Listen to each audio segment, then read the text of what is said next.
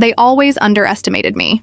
Hi, I'm Vanessa, 33, a corporate tax attorney with an MBA and a specialty in family business structures. For 8 years, I've been married to Michael, the golden boy of the prestigious Hamilton family. Well, I should say I was married to him. What I'm about to share isn't just a story of betrayal, it's a masterclass in consequences. When I first met Michael at a charity gala in Chicago, I was immediately drawn to his charm and intelligence. He wasn't like the other trust fund kids I'd encountered.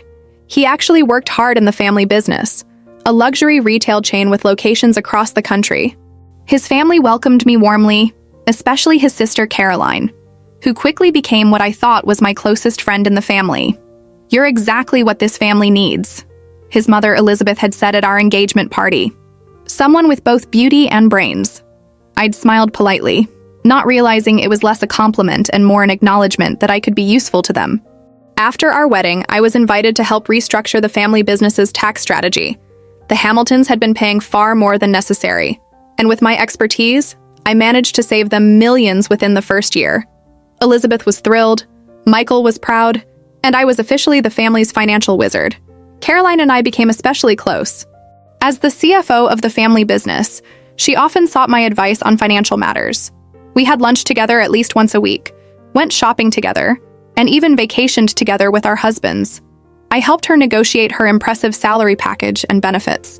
I trusted her completely.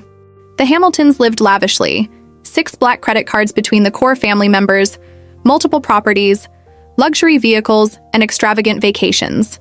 What most people didn't know was that beneath the wealth and prestige, there were cracks in their financial foundation. The business had been struggling for years, and their personal spending far exceeded what was sustainable. My financial restructuring had been a band-aid on a hemorrhaging wound. "We need to cut back," I'd warned Michael repeatedly. "Your family's spending is out of control." "It's fine, Vanessa," he'd always respond with that disarming smile.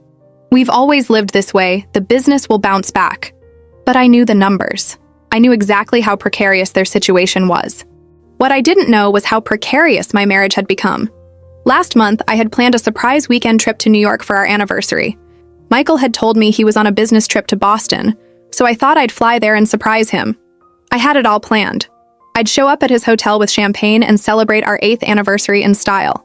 When I called the hotel to confirm his room number, they had no record of him.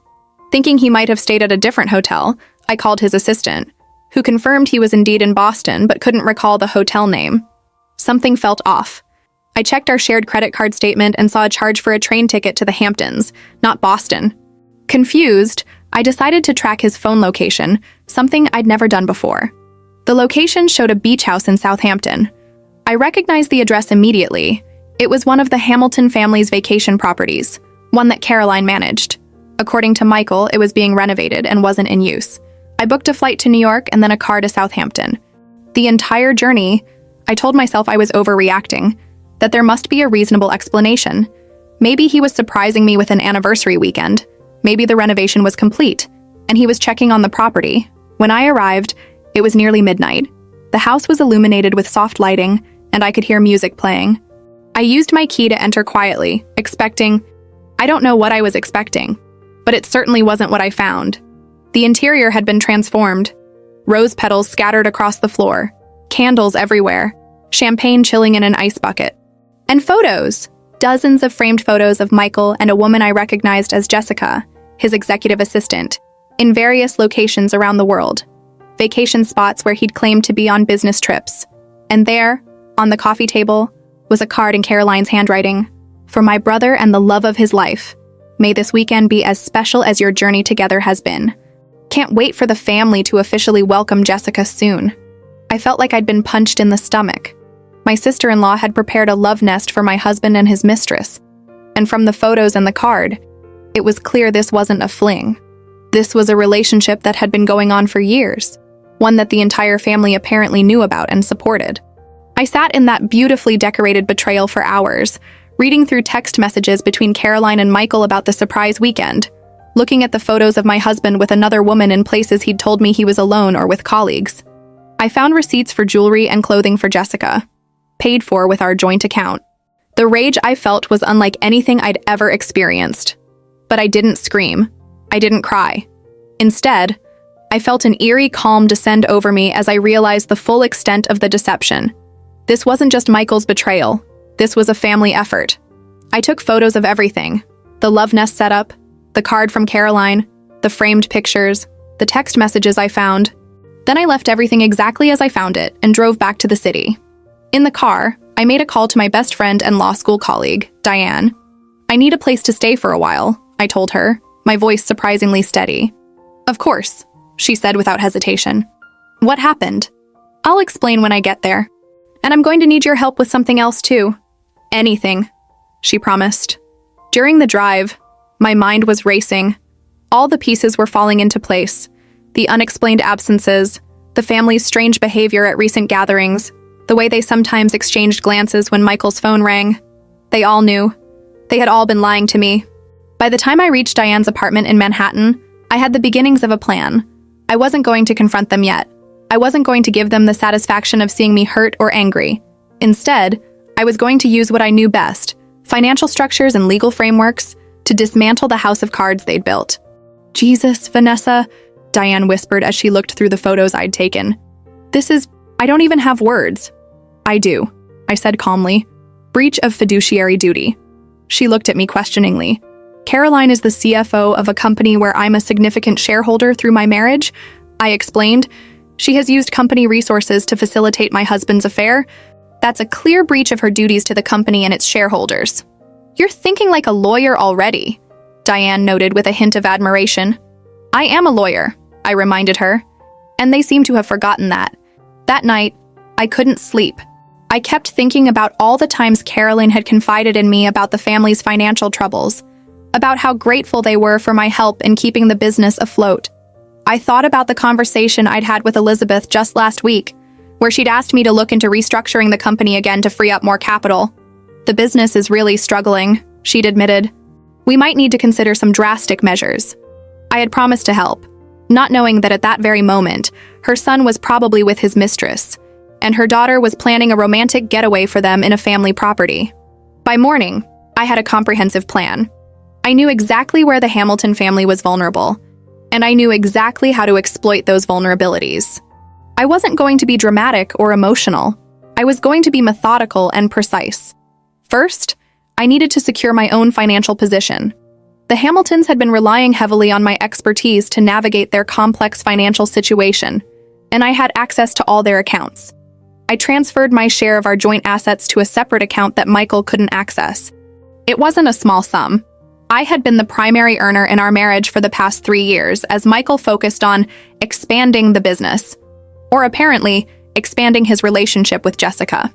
Next, I contacted the law firm where I worked and requested an immediate leave of absence for personal reasons. My boss was understanding. I had brought in significant clients and had an impeccable track record. He assured me my position would be waiting for me when I returned. Then I made an appointment with one of the top divorce attorneys in New York, a former colleague who had a reputation for being ruthlessly effective. "I want this handled quietly and quickly," I told her, "and I want to be 2 steps ahead of them at all times. Given what you've told me and the evidence you've gathered, we can definitely make that happen," she assured me. As I left her office, I received a text from Michael. "Working late tonight. Don't wait up." I almost laughed at the absurdity of it. He wasn't even in the city. He was in Southampton with Jessica, in the love nest that his sister had prepared for them. "No problem," I texted back. "I have some work to catch up on anyway. Let them think I was clueless. Let them continue their charade. It would make what came next all the more satisfying." That evening, I sat in Diane's guest room with my laptop, accessing the Hamilton family business's financial system remotely. As the architect of their tax strategy, I had been given extensive access. I spent hours documenting irregular expenditures, questionable transactions, and potential tax issues. I was careful not to alter anything. I wasn't going to give them any ammunition against me. I was simply gathering information. The more I dug, the more I discovered. Caroline had been using company funds for personal expenses far beyond what her position entitled her to. Michael had been channeling company money into a separate account that appeared to be used primarily for expenses related to Jessica, and Elizabeth, as CEO, had signed off on all of it. They weren't just morally bankrupt. They were teetering on the edge of financial bankruptcy as well. and they had been using my expertise to stay afloat while betraying me in the most personal way possible. They really did underestimate you, Diane commented as I showed her what I'd found. They saw me as a tool, I replied, useful but disposable. They're about to discover how wrong they were.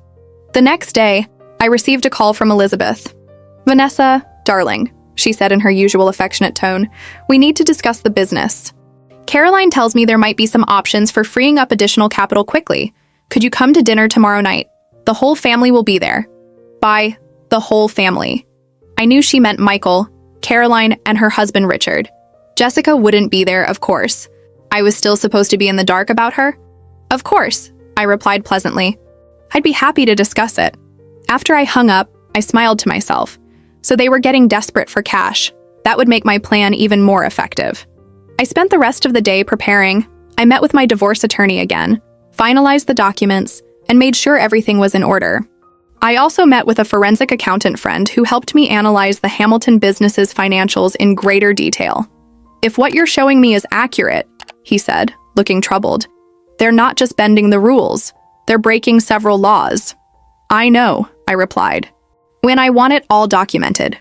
The piece de resistance came when I contacted the credit card companies that had issued the Hamiltons' precious black cards. As Michael's wife and the family's financial advisor, I had been added as an authorized user on all 6 cards. With a few phone calls, I had all the cards canceled, citing potential fraudulent activity. It was a small first step, but it would send a clear message. The cards would stop working right around the time I was supposed to be at their family dinner. That night, I slept soundly for the first time since discovering the betrayal. I wasn't sad anymore. I wasn't even angry. I was focused, determined, and ready to show the Hamilton family exactly who they had chosen to cross. Tomorrow would be just the beginning. I woke up the next morning with a clarity I hadn't felt in years. The fog of deception that had surrounded me was gone, replaced by a laser-sharp focus on what needed to be done. I dressed carefully for the family dinner, a sleek black dress, pearl earrings Michael had given me for our 5th anniversary, and a neutral expression that revealed nothing of my intentions. You look ready for battle, Diane observed as I prepared to leave her apartment. It's not a battle if the other side doesn't know they're fighting, I replied, checking my appearance one last time in the mirror. It's an execution. Call me if you need backup, she said, squeezing my shoulder supportively.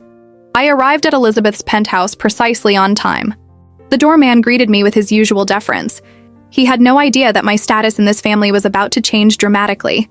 When I stepped into the elevator, I took a deep breath.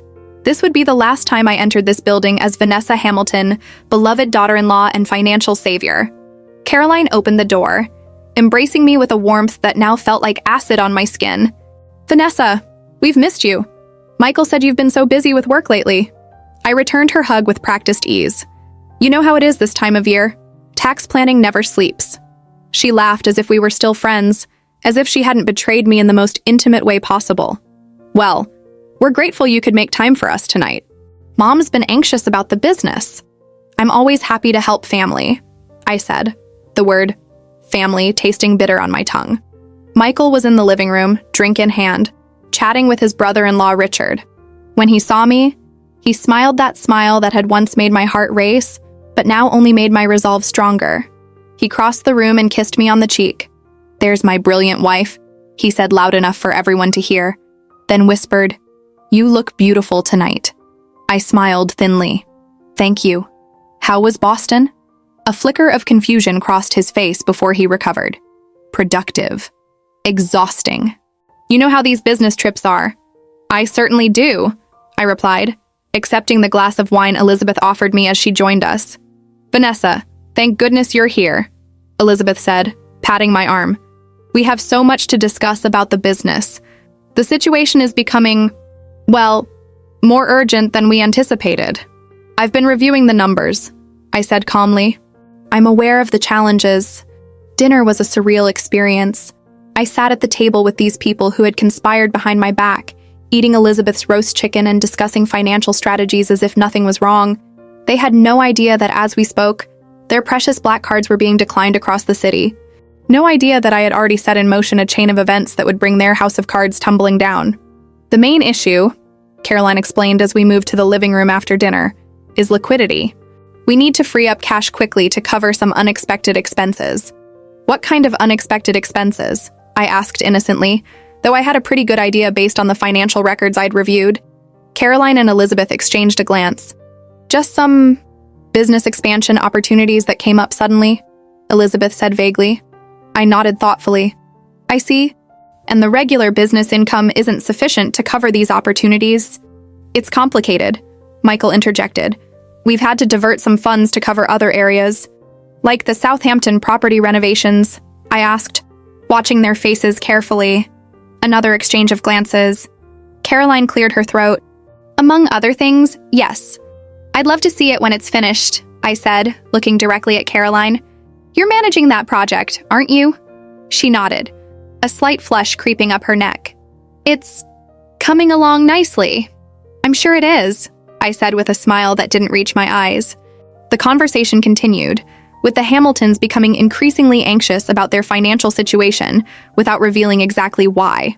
I listened, asked appropriate questions, and gave non-committal advice while waiting for what I knew was coming.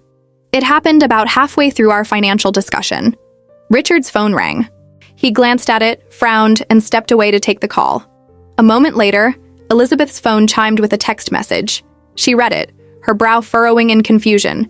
Richard, what's going on? She asked as he returned, looking perplexed. The strangest thing, he said. My card was just declined at the gallery.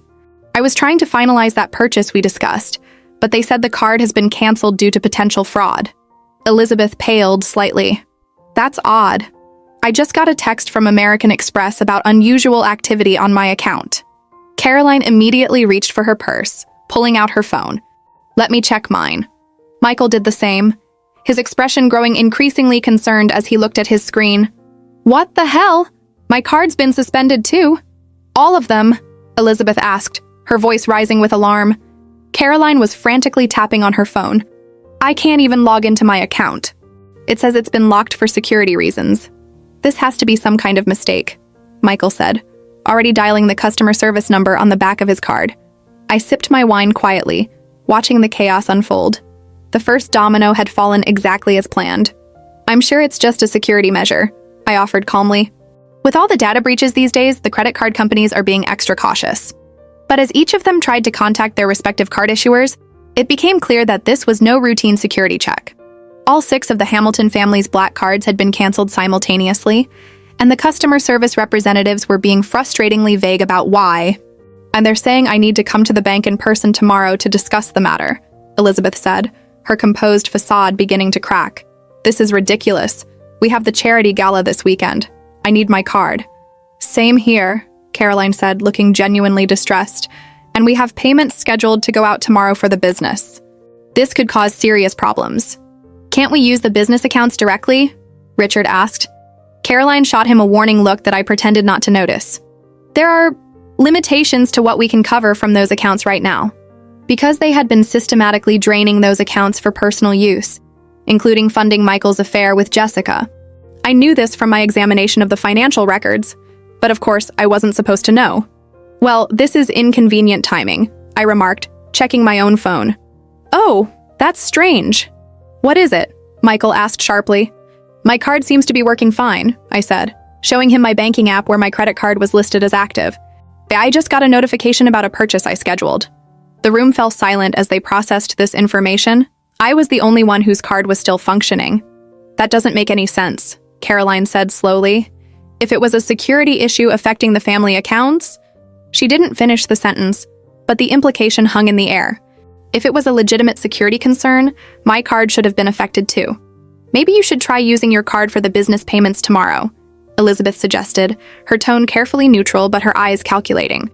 I'd be happy to help however I can, I said, but I'm not an authorized signatory on the business accounts. That's Caroline's area. Caroline's phone rang, and she stepped out to take the call. When she returned a few minutes later, her face was ashen. That was Jason from the board, she said to Elizabeth. He's concerned about some irregularities in the financial reports I submitted last week. He's calling an emergency board meeting for tomorrow morning. Elizabeth's composure slipped further. What irregularities? He didn't specify, Caroline said, her voice tight. Just said they had received some anonymous documentation that raised serious concerns. All eyes turned to me, though no one dared voice their suspicion. I met their gazes with a neutral expression. "Sounds like you have a busy day ahead tomorrow," I observed. "Should we table our discussion about freeing up capital until after you've addressed these more pressing issues?" Elizabeth forced a smile. "Yes, that seems sensible. Thank you for coming tonight, Vanessa. Your insights are always valuable." As I prepared to leave, Michael pulled me aside. "Wait for me at home? I need to stay and help sort out this card situation with Mom and Caroline." "Of course," I said, kissing his cheek as if I believed him. "Take all the time you need. I'll see you at home." But I wouldn't be going home. My things were already packed and moved to Diane's apartment, and Michael would be receiving a very different kind of greeting when he eventually returned to our penthouse. As I rode down in the elevator, I sent a text to my divorce attorney. Phase 1 complete. Proceed with Phase 2. The next morning, I was up early. I dressed in my most intimidating power suit, a charcoal gray ensemble with a subtle red blouse that had always made me feel invincible in the courtroom. Today wasn't a court day, but it was certainly a day for battle. My first stop was the Hamilton Luxury Group headquarters, where I knew the emergency board meeting would be taking place. I had called in a favor from Jason, a board member who had always respected my financial acumen, and who, as it happened, had been growing concerned about the company's management for some time. The anonymous documentation he had received had come from me, a carefully curated selection of financial records showing clear misappropriation of company funds by Caroline and approved by Elizabeth. I timed my arrival precisely, walking into the building just as the board members were gathering. Eyes widened as I entered the conference room. I wasn't supposed to be there. "Vanessa," Elizabeth said, her surprise evident, "this is a closed board meeting." "Actually," Jason interjected, "I invited Mrs. Hamilton to join us. Given her expertise in corporate tax law and her intimate knowledge of the company's financial structure, I thought her input would be valuable for today's discussion." Caroline's face had drained of color. "I don't think that's appropriate, considering the familial relationship." "That's exactly why it is appropriate," another board member interrupted. "If there have been financial improprieties, we need someone with both knowledge of the situation and a professional obligation to be truthful." I took a seat at the far end of the table, opposite Elizabeth, who sat at the head. Caroline was to her right, looking like she might be sick. "Now," Jason began, distributing folders to each person present, "we've all had a chance to review the documentation that was brought to our attention. These records appear to show systematic misuse of company funds for personal expenses, unauthorized transfers to private accounts, and potentially fraudulent reporting to shareholders." The meeting that followed was 3 hours of carefully controlled demolition. I spoke only when directly addressed, offering factual clarifications and professional opinions when asked. I didn't need to make accusations. The numbers spoke for themselves. By the time we broke for lunch, the board had reached several unanimous decisions. 1. Caroline was to be suspended immediately from her position as CFO pending a full investigation. 2. An independent auditor would be brought in to conduct a comprehensive review of the company's finances. 3. All executive spending would be frozen until further notice. 4. The matter would be referred to the company's legal team to determine if criminal charges were warranted. As we were gathering our things, Elizabeth approached me, her face a mask of controlled fury. "What do you think you're doing?" she hissed under her breath. I met her gaze steadily. "My professional duty as a tax attorney who has identified potential fraud. Nothing more, nothing less." "This is about Michael, isn't it?" she said, her voice barely above a whisper. "Whatever you think you know. I know about Southampton." I cut her off quietly. "I know about Jessica. I know about the love nest Caroline prepared for them. I know everything, Elizabeth." She blanched, then quickly recovered. "We can discuss this privately, as a family." "We're not family," I replied calmly. "And there's nothing to discuss. You should focus on the board's concerns right now. I suspect they're just the beginning of your problems." I left her standing there and walked out of the conference room with my head high. In the lobby, I found Caroline waiting for me, her eyes red-rimmed but her posture defiant. "You've destroyed everything," she said, her voice breaking slightly. "Is that what you wanted?" "I haven't destroyed anything, Caroline," I replied evenly. "You did that when you helped your brother betray his wife, when you misappropriated company funds, when you breached your fiduciary duty to the shareholders. I'm just making sure there are consequences." "Michael loves Jessica," she said, as if that justified everything. "He's been unhappy for years. Then he should have gotten a divorce before starting a relationship with another woman." I said simply.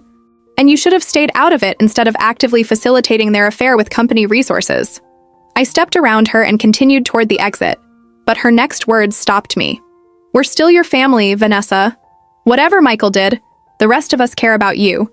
This vendetta will only hurt everyone, including yourself. I turned back to look at her one last time. You were never my family. You were users who saw me as a tool to fix your financial problems while you conspired behind my back. And as for hurting me, I smiled coldly. I'm just getting started. From there, I went directly to my attorney's office, where Michael had been summoned to receive the divorce papers. I had timed it perfectly.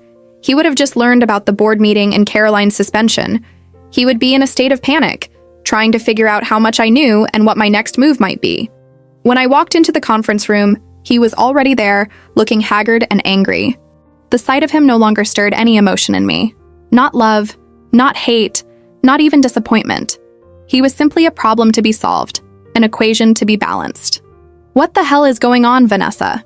He demanded, standing as I entered. The cards, the board meeting, Caroline. Sit down, Michael, my attorney said firmly. This meeting is to inform you that Mrs. Hamilton is filing for divorce on grounds of adultery and financial misconduct. He sank back into his chair, his face cycling through shock, anger, and finally, a calculating assessment. Whatever you think you know, he began. Southampton, I interrupted.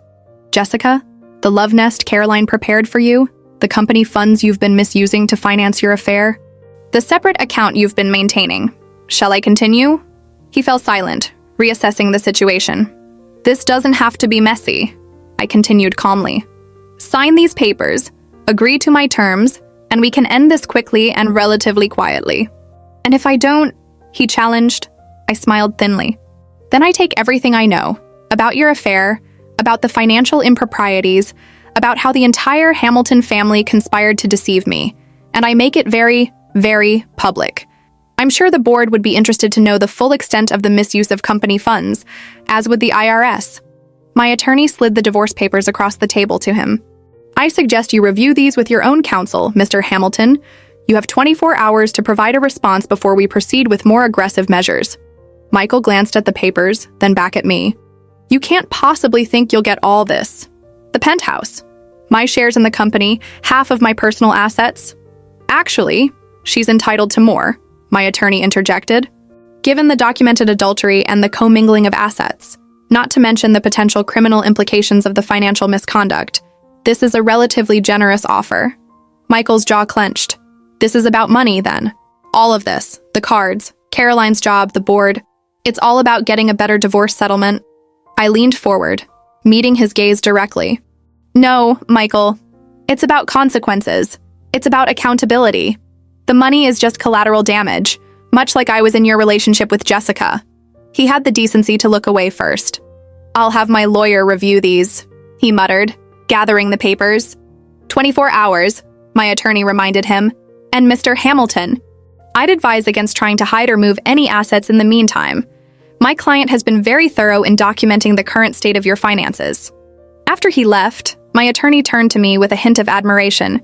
You're handling this remarkably well. I'm handling it the only way I know how, I replied. Methodically, legally, and completely. The board meeting was a particularly effective touch, she commented. Caroline's suspension leaves the company without a CFO during a critical financial period. They'll have to appoint an interim CFO, I said, someone who knows the company's finances intimately and can navigate the current crisis. My attorney raised an eyebrow. Someone like you, perhaps? I smiled enigmatically. That would be quite the twist, wouldn't it? But I think the Hamiltons have learned not to underestimate me by now. As I left her office, my phone rang. It was Jason from the board. Vanessa, we need to talk, he said, his tone urgent. The situation here is worse than we initially thought.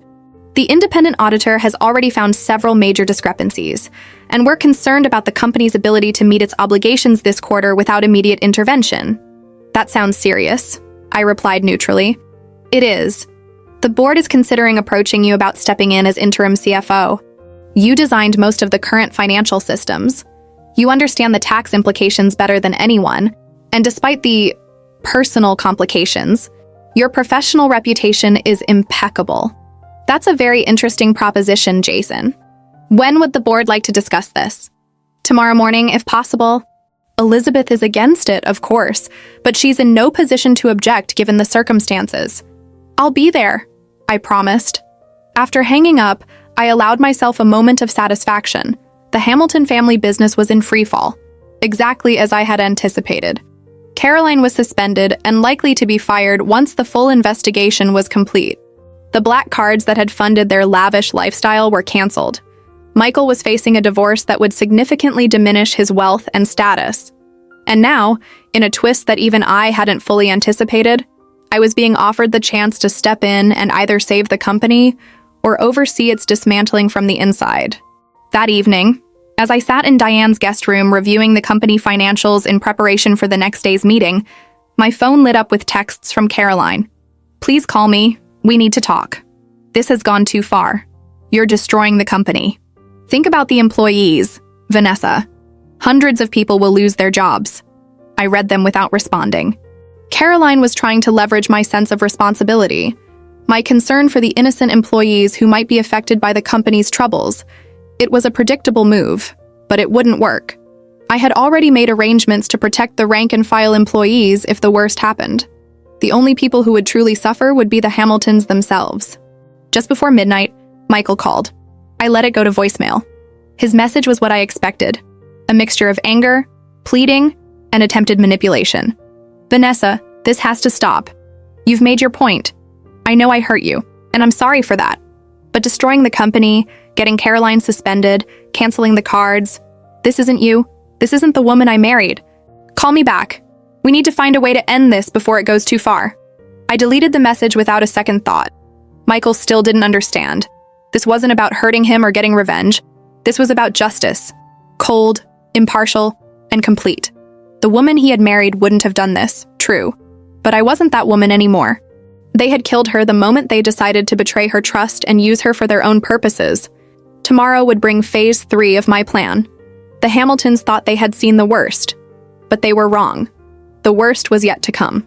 I closed my laptop and prepared for bed, sleeping soundly with the knowledge that everything was proceeding exactly as I had planned. Tomorrow would be another day of consequences for the family that had underestimated me so severely, and I was just getting warmed up. The next morning arrived with a flurry of missed calls and unread messages on my phone. The Hamilton family was in full panic mode. I scrolled through them briefly over coffee, desperate pleas from Caroline, thinly veiled threats from Elizabeth, and increasingly frantic messages from Michael. I archived them all without responding and focused on preparing for my meeting with the board. When I arrived at Hamilton Luxury Group headquarters, the atmosphere was noticeably tense. Employees whispered as I passed, no doubt wondering about my presence given the rumors that must have been circulating. The company had always operated like a small kingdom with the Hamilton family as its untouchable royalty. Seeing them vulnerable was unprecedented. The boardroom was somber when I entered. Jason greeted me with a respectful nod, while the other members regarded me with a mixture of curiosity and wariness. Elizabeth sat at the far end, her posture rigid and her expression carefully neutral. "Thank you for coming, Mrs. Hamilton," Jason began formally. "As I mentioned yesterday, the board has been discussing the possibility of appointing you as interim CFO during this transitional period." "I appreciate the consideration," I replied, taking a seat. "I've reviewed the most recent financials and have some thoughts on immediate steps that could stabilize the situation." Elizabeth's eyes narrowed slightly, but she remained silent as I presented a concise, professional assessment of the company's financial position and proposed a series of measures to address the most urgent issues. I was careful to remain objective, focusing solely on the business aspects without reference to the personal situation. After I finished, there was a moment of silence before one of the board members spoke.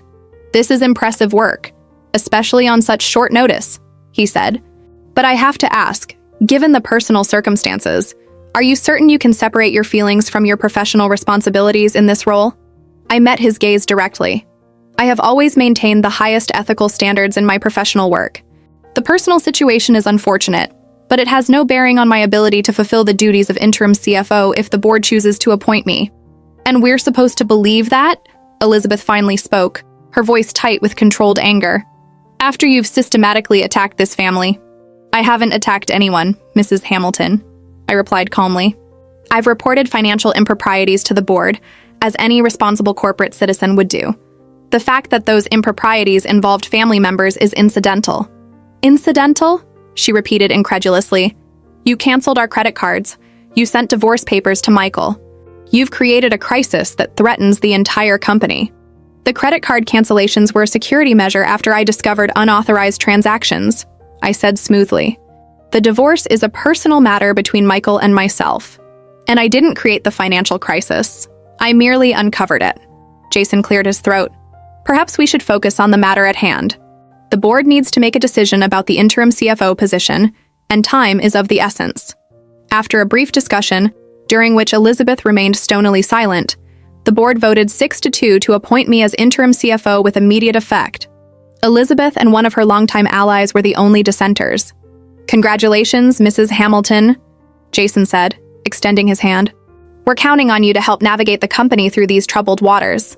I accepted the handshake with a professional smile. I'll do my best to serve the interests of the company and its shareholders. As the meeting adjourned, Elizabeth approached me, her composure still intact but her eyes blazing with fury. Don't think for a moment that this is over, she said quietly. You may have convinced the board, but I know exactly what you're doing. What I'm doing is stepping in to address serious financial mismanagement, I replied evenly. If you're concerned about the company's future, perhaps you should focus on cooperating with the independent audit rather than making veiled threats. I turned to leave, but she caught my arm. He never loved you, you know, she said, her voice barely audible. Michael married you for your financial expertise. The family needed someone like you to clean up the mess Caroline had made of the books. It was my idea. Find a brilliant tax attorney who could fix our problems and bring her into the fold. I kept my expression neutral, though her words stung more than I wanted to admit. If that's true, Elizabeth, then you've simply given me one more reason to ensure that justice is served. Walking away, I headed directly to what had been Caroline's office and was now, at least temporarily, mine. The CFO's suite was spacious and elegant, with floor-to-ceiling windows overlooking the city. Caroline's personal items had been removed, leaving behind only the corporate furnishings and equipment. I settled at the desk and began methodically reviewing files, making notes, and mapping out my strategy. As interim CFO, I now had the authority to implement the changes I had outlined to the board, including a complete freeze on executive compensation pending the audit results, a restructuring of the company's debt, and a thorough review of all recent transactions. Around noon, my phone rang. It was Michael. What the hell do you think you're doing? He demanded without preamble. You're the CFO now? Is this some kind of sick joke? It's interim CFO, I corrected calmly. And it was the board's decision, not mine. This has gone far enough, Vanessa. You've made your point. I've signed the divorce papers. Isn't that what you wanted? That's certainly a start, I acknowledged. Have you had them delivered to my attorney? Yes, he said tersely. Now call off this vendetta. The company doesn't deserve to be punished because of our personal issues. The company is being restructured because of financial mismanagement, I replied. That has nothing to do with our divorce. He gave a short, bitter laugh. You expect me to believe that? You're systematically dismantling everything my family has built. Your family did that themselves when they decided to misuse company funds for personal expenses, including financing your affair. There was a moment of silence before he spoke again, his voice lower. What do you want, Vanessa? Just tell me what it will take to end this. Justice, I said simply. And accountability. The audit will continue, the restructuring will proceed, and the appropriate parties will face the consequences of their actions. You're going to destroy us all, he said, his voice hollow. You did that yourselves, I replied before ending the call. The afternoon brought a visit from the independent auditor, a sharp-eyed woman named Margaret who had a reputation for being thorough and uncompromising. We spent several hours going through the company's books together, with me pointing out areas of concern and explaining the complex tax structures I had created, structures that had been manipulated and abused by Caroline and the Hamilton family. This is quite the mess, Margaret commented as we reviewed a particularly egregious series of transactions. Were you aware of these irregularities when you designed the tax strategy? No, I said truthfully. The strategy was designed to maximize legal tax advantages for the company. How it was implemented and potentially misused afterward was not under my control. She nodded thoughtfully. Well, you're certainly making my job easier by cooperating so fully. Most interim executives in your position would be trying to cover things up, not expose them. I have a professional obligation to transparency, I replied, and a personal interest in seeing the truth come to light. By the end of the day, I had initiated a series of actions that would further constrain the Hamilton family's financial maneuverability. Their executive compensation packages were frozen pending the audit results. Their access to company resources, including the remaining corporate cards, was severely limited, and I had instructed the accounting department to prepare a comprehensive report on all expenditures related to the Southampton property, knowing exactly what they would find. As I was preparing to leave for the day, Caroline appeared in my doorway. She looked haggard, her usual polish replaced by visible strain. "How could you take my job?" she asked, her voice quivering with emotion. "After everything we've been through together." I regarded her steadily. "I didn't take your job, Caroline. You lost it when you breached your fiduciary duty to this company and its shareholders. The board appointed me because they needed someone who could clean up the mess you made." "We were friends," she insisted. "Best friends. How can you do this to me?" "Friends don't help their brothers cheat on their wives," I replied evenly. "Friends don't prepare love nests for affairs. And friends certainly don't use company funds to do it." She flinched as if I'd slapped her. "It wasn't like that. Michael and Jessica, they're in love. It's complicated." "No, it's actually very simple," I corrected her. "He was married to me while carrying on a relationship with another woman, and you actively facilitated it. There's nothing complicated about betrayal." Caroline's composure finally cracked. "What do you want from us? Just tell me what it will take to make this stop." I looked at her for a long moment. "I want exactly what I'm doing, ensuring that actions have consequences. The audit will continue, the restructuring will proceed, and everyone involved will face the results of their choices." "You're enjoying this, aren't you?"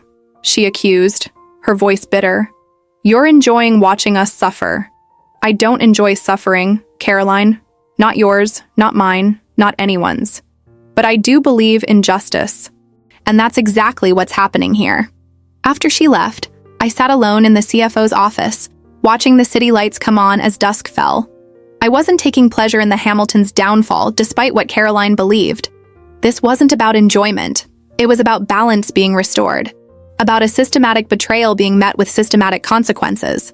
The next few days would bring the full weight of those consequences crashing down on the family that had underestimated me so severely. And I would be there to witness it all, not with glee, but with the calm satisfaction of knowing that justice, however cold, was finally being served. 3 months can change everything. The Hamilton family learned this lesson the hard way as I systematically dismantled the house of cards they had built. The audit was completed with devastating thoroughness, revealing years of financial misconduct that went far beyond what even I had initially uncovered. Caroline hadn't just misused company funds for Michael's affair. She had been siphoning money into personal accounts, falsifying financial reports, and engaging in tax evasion that bordered on criminal. The board had no choice but to terminate her employment permanently. Her €140,000 a year position, the one she had flaunted so proudly at family gatherings, was gone, along with the prestige and power she had wielded so carelessly. The termination came with a demand for repayment of misappropriated funds, a sum so substantial that she was forced to sell her luxury condo and move into a modest apartment on the outskirts of the city. Elizabeth didn't fare much better. As CEO, she had signed off on Caroline's financial reports without proper oversight. The board removed her from operational control, relegating her to a figurehead position with no real authority and a drastically reduced compensation package. Her reputation in the business community, once sterling, was now irrevocably tarnished. Michael, who had contributed little to the family business beyond his name and connections, found himself adrift. The divorce was finalized with terms heavily in my favor. I received the penthouse, a significant portion of his assets, and a settlement that reflected both his adultery and the financial misconduct that had occurred during our marriage. His relationship with Jessica imploded spectacularly when she realized that the wealthy lifestyle she had been promised was no longer on offer.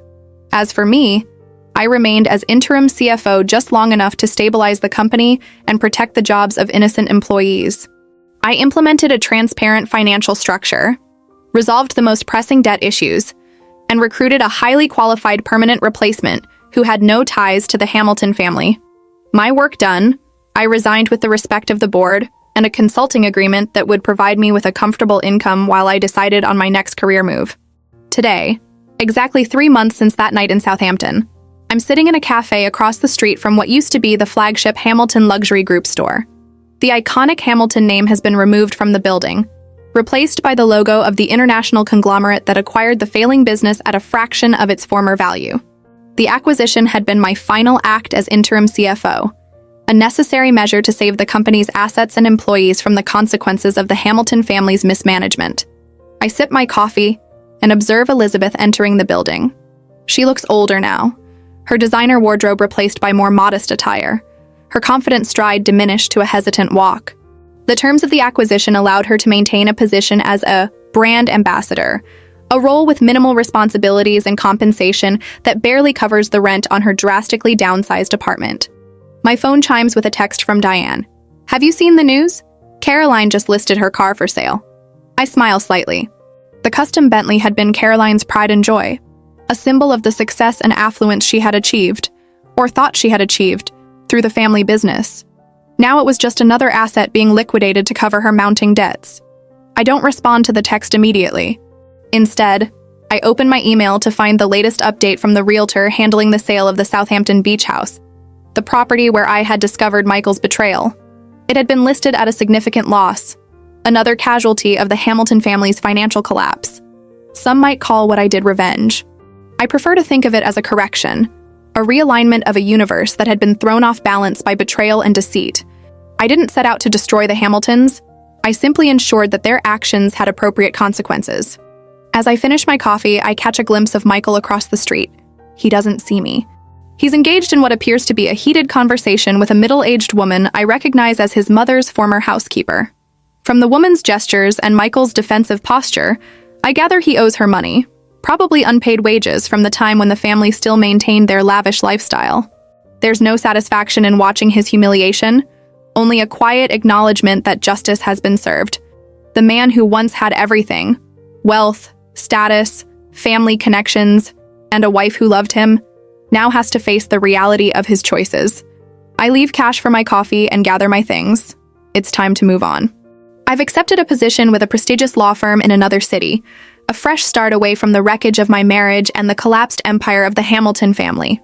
As I walk away, I don't look back at Michael or the building that once bore his family name. There's no need. That chapter of my life is closed, the balance restored, the lesson delivered. They underestimated me once. They thought I was just a useful tool, a means to an end, a woman who would accept betrayal with quiet dignity. They were wrong. I never raised my voice. I never made a scene. I simply used the skills and knowledge they had valued so highly to ensure that their house of cards came tumbling down around them. And now, as they struggle to rebuild their lives from the ruins of their own making, I walk away stronger, wiser, and free of the people who thought they could use me and discard me at their convenience. The greatest revenge, as they say, is living well. And that's exactly what I intend to do. My phone rings as I'm getting into my car. It's Jason from the board. "Vanessa, I wanted to thank you again for everything you did for the company. The new ownership is impressed with the restructuring you implemented." "I'm glad it worked out," I reply sincerely. "The employees deserved better than to suffer for the Hamiltons' mistakes." "Speaking of the Hamiltons," he says hesitantly, "Elizabeth asked for your contact information today. I told her I'd need your permission before sharing it." I smile slightly. What did she want? She mentioned something about reconciliation, making amends. "No," I say calmly. "I think we've said all that needs to be said." As I drive away, I feel nothing but peace. The Hamiltons thought they were using me, but in the end, they taught me something invaluable. Never underestimate a woman who understands the system better than you do. Some lessons are expensive to learn. For the Hamilton family, the cost was everything they had.